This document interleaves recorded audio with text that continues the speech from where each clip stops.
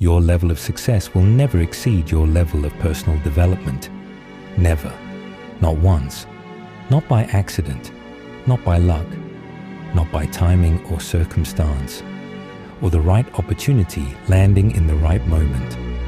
Whatever you build externally will always find its ceiling at the level of the person doing the building. The business grows until the mindset stops growing. The income rises until the discipline plateaus. The relationship deepens until the emotional development reaches its limit. And then, without fail, everything contracts back to the level of the man or woman at the center of it. This is not a theory. This is physics. This is the observable law of human achievement across every field, every era, every culture. The external result is always a function of the internal development. Always.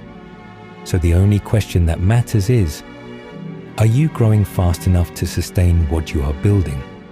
And are you growing even when you don't have to? Most people treat personal development as a phase, something you do on the way up, something that gets less attention as the results improve. They grind through the hard early years, reading, training, building discipline, sharpening the mind. And then, when a degree of success arrives, the development quietly slows. The sessions get shorter, the books get fewer. The hard voluntary choices get replaced by the comfortable default. And this is precisely where people who had everything going for them begin to quietly fall behind themselves. Once you stop learning, you start dying. Not literally, not immediately, but the version of you that stops growing starts shrinking. It starts losing ground to the demands of the success it has attracted. Because success does not get easier as it grows. It gets more complex, more demanding, more weighted with consequence. And the man whose development has stopped cannot meet a success whose requirements keep expanding. Keep growing. Not until you make it. Forever. Especially after you make it. Voluntary hard things. Let us talk about this directly. The man who only does hard things when forced, when the deadline arrives, when the pressure builds, when there is no other option. That man is reactive. He is being shaped by his circumstances rather than shaping them. And the moment the external pressure relaxes, so does he. The man who voluntarily seeks difficulty, who chooses the harder path, the colder water, the heavier weight, the more demanding standard. When there is no requirement, no audience, no consequence for choosing the easier option. That man is building something the reactive man will never have. We suffer more in imagination than in reality. The hard thing you are avoiding is never as destructive as the consistent avoidance of it. Every time you choose comfort when difficulty was available, you shrink the container of what you believe you are capable of. Every time you choose the hard thing voluntarily, when no one is watching, when no one would know, you expand it. Seek the hard things on purpose. The cold morning, the difficult conversation, the physical challenge your body wants to avoid, the financial discipline that costs you something real. Do them voluntarily and repeatedly, because the man who has chosen hard things in private is never shaken by hard things in public. The mind, body, and soul are not separate tracks. They are one system, and that system is only as strong as its weakest component. You cannot neglect the body and expect the mind to perform at its ceiling. You cannot feed the mind and starve the soul and wonder why success feels hollow. You cannot tend to the soul and ignore the physical discipline and expect to carry the full weight of everything you are building. Take care of your body. It's the only place you have to live. The body is not vanity. It is infrastructure. It is the vessel that carries the vision. The man who treats his physical health as optional is building his ambitions on a foundation that is deteriorating underneath him. Energy, clarity, emotional regulation, resilience, all of it is downstream of the physical. The early morning training is not just fitness. It is the first act of discipline in the day that sets the tone for every decision that follows. Train the body, not because of how it looks. Train it because of what the act of training does to everything else. The soul requires its own deliberate attention.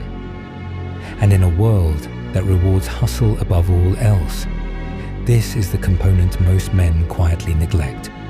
They feed the ambition, they train the body, they sharpen the mind and the soul. The deepest part of who they are, the part that knows what they truly value and what they are truly about, gets starved. This is why men arrive at significant levels of financial success and feel nothing. Not peace, not fulfillment, not the satisfaction they spent years assuming would come with the result. Just a quiet emptiness that the next goal cannot fill. The soul is filled through stillness, through prayer, through genuine honesty with yourself about who you are and what you are living for, through the relationships you invest in without any strategic motive, through giving of time, of attention, of resources, in ways that return nothing measurable. Make space for that, not after the success, now, while you are building, while the ambition is loudest.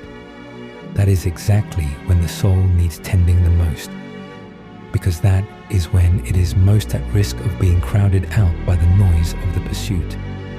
The greatest wealth is to live content with little, not as a reason to want less, as a reminder that the man who has developed himself fully, who is mentally sharp, physically disciplined, spiritually grounded, that man is wealthy in the only way that cannot be taken from him. Everything external he builds from that foundation is a bonus. Everything. The man who arrives at financial success without this foundation is always one bad market, one failed relationship, one health scare away from losing his sense of self entirely, because his identity was built on the external result rather than the internal development, and external results are never permanently guaranteed.